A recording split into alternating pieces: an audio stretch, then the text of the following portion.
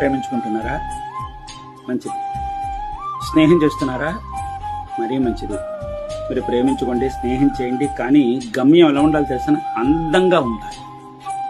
జీవితం బ్రహ్మాండంగా తీర్చిదిద్దబడాలి. అది జీవితం అంటే. స్నేహమైనా ప్రేమైనా సరే. పరాకాష్ట ఏంటి? అందంగా జీవితం ఒడ్డెక్కడం అన్నమాట. అలజడులతో మాత్రం కాదు. ఇక్కడ బాగా గుర్తుపెట్టు.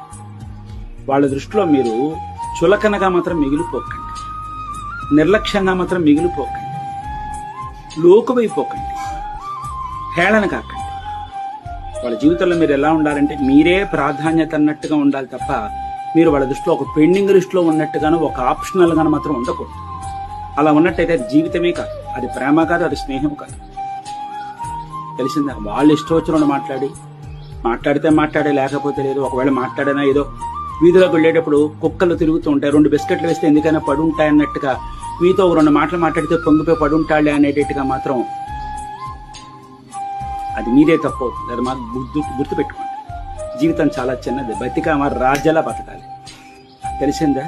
అంతే తప్ప మిమ్మల్ని మనస్తాపం చెందించి, మిమ్మల్ని చిత్రహింసలు పెట్టి, మిమ్మల్ని మానసిక క్షోభకు గురి చేసేటటువంటి అధికారం ఎవ్వరికీ లేదు. అది గుర్తుపెట్టుకోండి.